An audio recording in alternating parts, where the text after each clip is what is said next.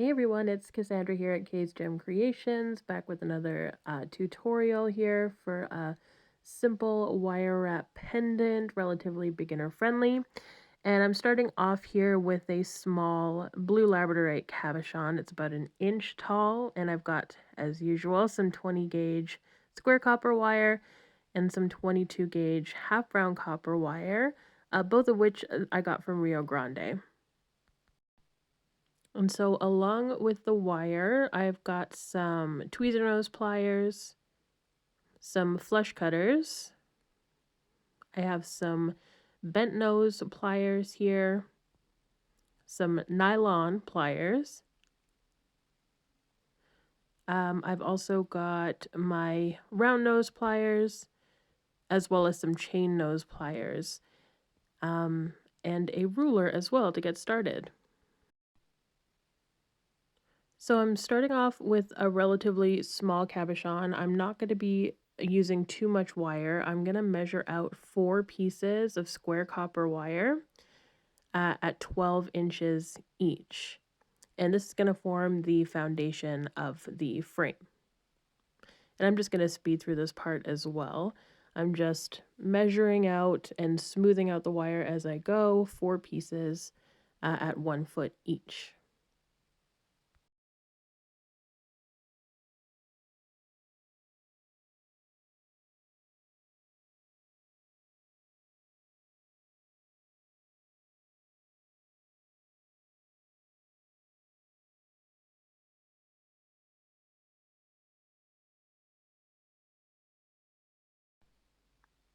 And once I've got those 4 pieces of wire, I'm also going to snip myself off a few inches worth of this half round wire. This is what's going to bind everything together and form the foundation of the frame.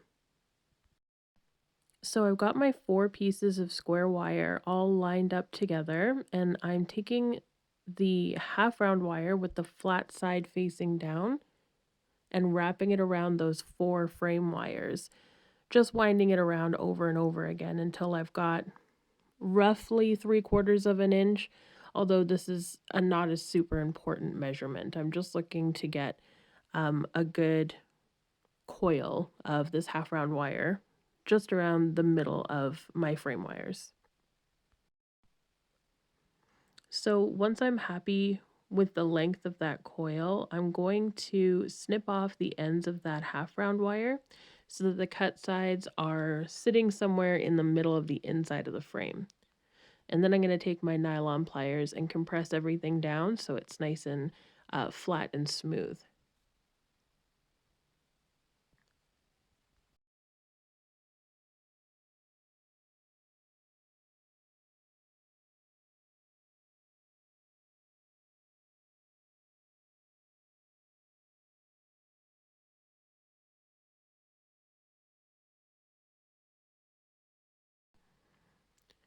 So next I'm going to find as close to the middle as possible of this little coil of half round wire here and use my chain nose pliers and my thumb to bend a pretty sharp angle into the frame.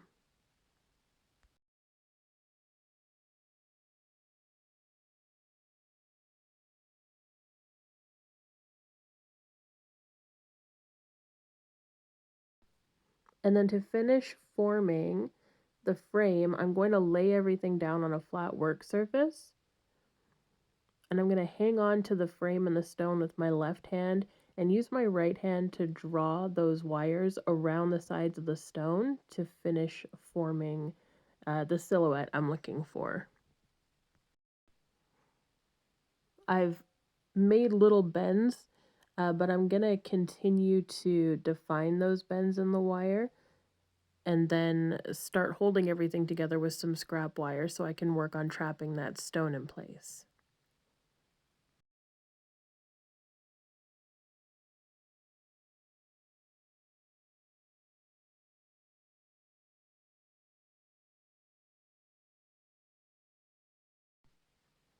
I'm going to make sure that both sides of the frame are looking nice and orderly so that there's 2 rows of 4 wires that are sitting flush against each other and hold everything together relatively loosely with that scrap wire. And on the back side of the frame, I'm going to choose the very last wire and hang on to it with my round nose pliers and inch it inward to form this little triangle or this prong. And these wires are now going to support the flat back side of the cabochon and make sure that that stone can't pop through the back of the necklace. I'm also using my bent nose pliers right here to smooth out those back wires to make sure that they're flush with the top of the pendant. And when I pop my stone inside, everything is looking nice and secure from the back and sides.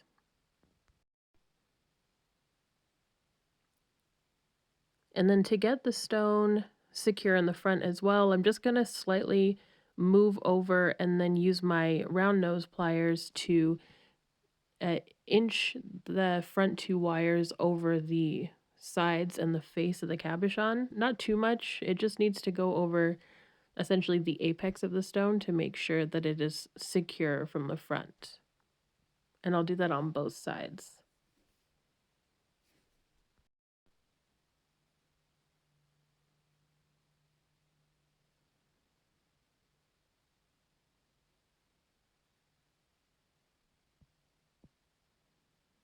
And once I'm happy with these wires and I'm sure that they're looking relatively symmetrical, this is where I'm going to start building my bail.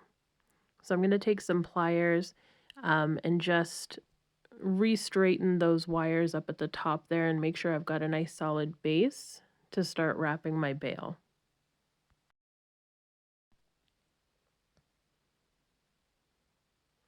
So I'm going to take my half round wire and working right off the spool, I'm going to lay down some wire right at the base where those 2 sides of the frames bend together and wrap that half round wire a few turns.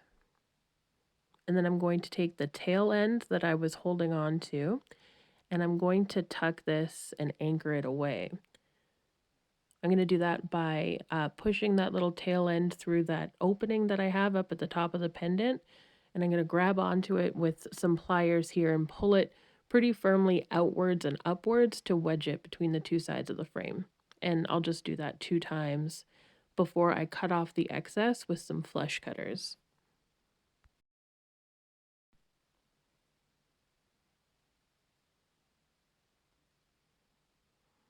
So I'll take my nylon pliers here and compress everything down, and then I'm going to sort out where I want to start my bail.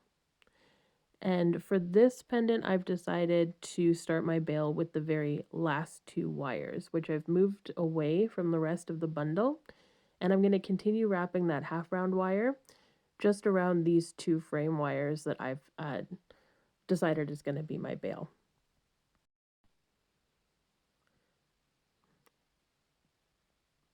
So all I'm doing to get this going is I'm holding the half round wire in place with my right hand and then just twisting the whole pendant, guiding everything in place with the right hand. And then there's a coil of half round wire just wraps itself really neatly around those bail wires. And I'm going to do this until I've got about an inch or so, maybe a little bit more, to make a good size bail for this pendant.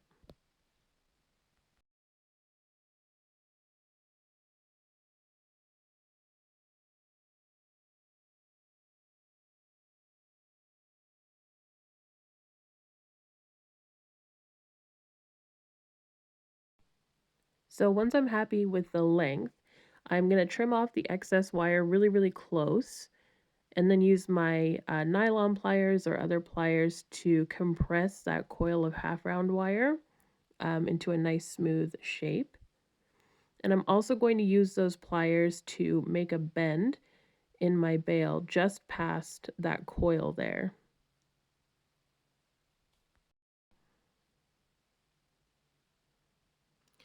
So I'm going to separate the rest of those wires up at the top, 3 on each side.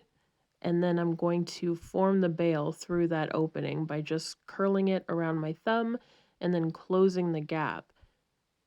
So I've got a nice loop at the top for the chain to go through. So to secure the two ends of the bail together, I'm going to trim off a little bit of this excess wire from the bottom of those bail wires. And then I'm going to push those ends through the opening at the top of the pendant so that the wires are now towards the back of the pendant. And once they're here, I'm going to separate them off into their two sides, the right on the right and the left on the left, just like this. And then pull them forward around to the front again, pretty tightly. And I'm going to use my bent nose pliers at this point to kind of clamp everything down around the outside and the inside of the frame. And then I'll trim off that excess wire and curl those cut sides in so that they are on the inside of the frame, clamping them down really tightly again. And I'm going to do that on both sides. And this is serving the purpose of holding the two sides of the bail together, but it's also adding a little bit of extra structure and stability to the frame wires themselves, which is going to further secure that stone in place.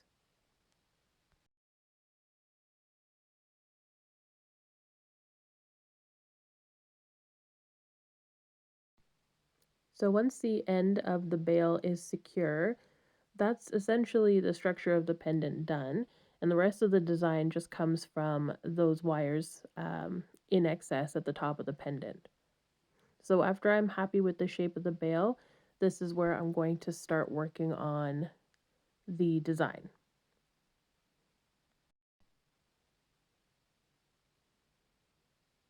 So for this particular pendant here, I've got 3 wires on either side of my bail, and I'm going to start by bending the wire closest to the front of the pendant downwards, so it forms this little U shape at the top, and then I'll grab each subsequent wire and bend them downwards in a bit of a staircase or cascading fashion. And I'm going to do the same thing on the other side, but I'm going to start a little bit higher. This is really similar to an Art Deco style bail that I had posted a couple of years back here, but I'm kind of leaning into the asymmetry and doing things slightly differently this time. So I'm just taking my time, just making sure I'm liking the way things are sitting here. But essentially, all 6 of these wires are going to get bent downward and sort of in towards the center here. So I've got a nice little panel of 6 wires. I'm also going to take some time just to make sure I like their spacing and I like the height of those loops before I move forward with the next step.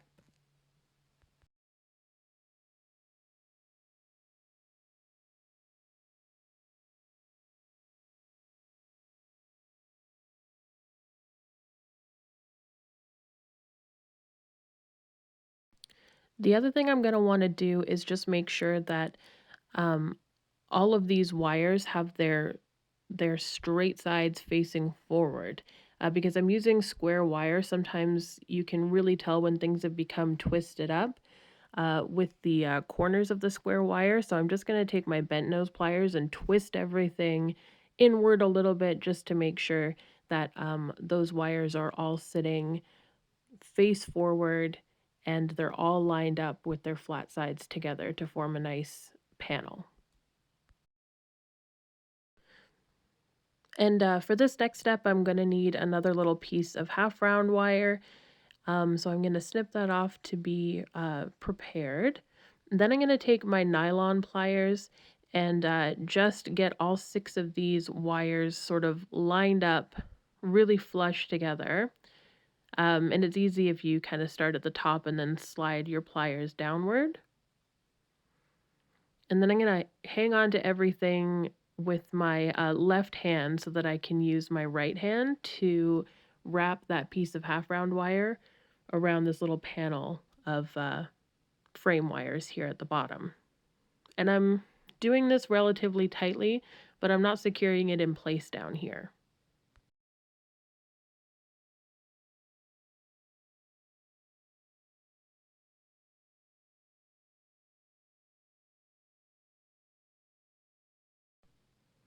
So once I've got a few rotations done, I'm going to trim off the excess wire so that the cut sides are facing somewhere in the middle of that panel. And then I'm just going to use my hand to slide that bundle of half round wire upwards towards the top of the bale. And when I'm happy with the location, I'm going to use some pliers, just my chain nose pliers this time because the opening's a little on the small side, and I'm going to compress that coil down to make it nice and secure. And when I'm happy with the placement of that coil, I'm just going to push that panel inwards a little bit so it's sitting a little bit more flush with the pendant.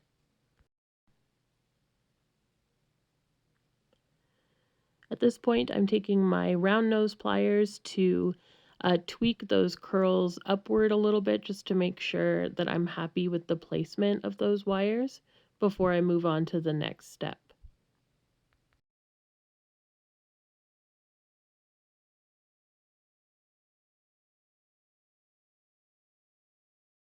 I can also use some pliers here as well to kind of close up those U shapes to make them a little tighter at the top as well. So once I'm happy with the top of the bale, I just have to secure away the rest of these wires. And I'm going to do that by taking them from the outside in, working two at a time. I'm just going to curve them gently outward. And when I'm happy with the curve of that wire, I'm going to push them all the way to the back and then wrap them around the back of the frame and then trim off the excess wires so I can clamp those to the inside of my frame.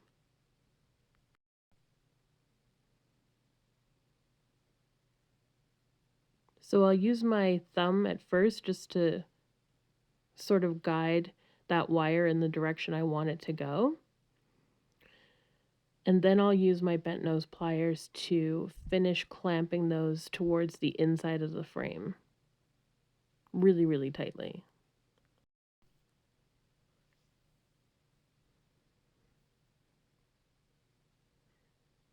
So now I'm going to take the next set of outside wires and curve them as well, a little bit lower down. And I'm going to hang on to that bend just to make sure it doesn't get distorted as I push it around to the back. And then I'll curve them around the back of the frame, trim off the excess, and clamp those cut ends on the inside of the frame.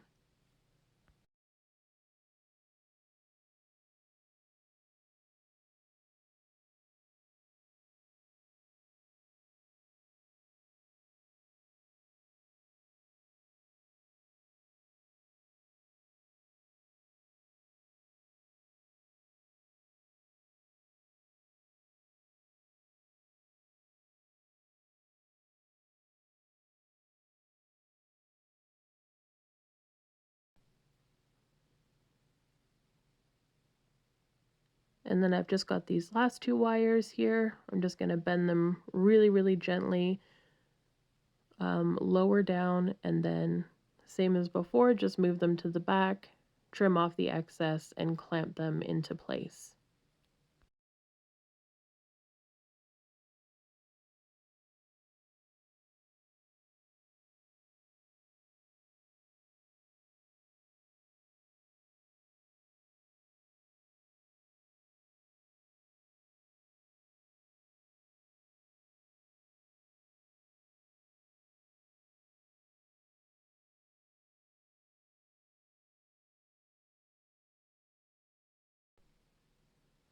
So at this point, I like to play around with those loops I've got at the top of the bale. I'm just trying to splay them out a little bit, but I'm also going to use my round nose pliers to curl them at the very ends. So I'm just going to take my time, starting from the lowest and working up to the tallest. I'm just going to take my round nose pliers and curl them outwards.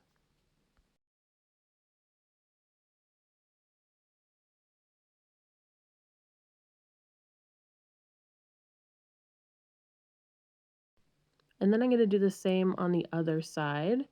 Starting from the shortest curve, I'm just going to grab them with my round nose pliers and curl outward and then work my way up. And then at this point, I realized that these wound up a lot curlier than the other side, and I actually really like the way that that looks, so I'm just going to take another pass at the right side there just to further exaggerate those bends and mirror what's going on the left side of the pendant.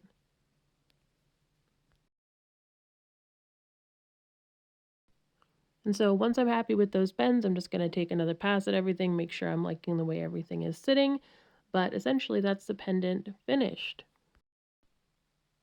So I hope you enjoyed this tutorial and that you'll give it a shot. If you're interested in giving it a try, feel free to tag me on Instagram and TikTok at Kay's Gem Creations. I'd love to see what you come up with. Thanks so much for watching.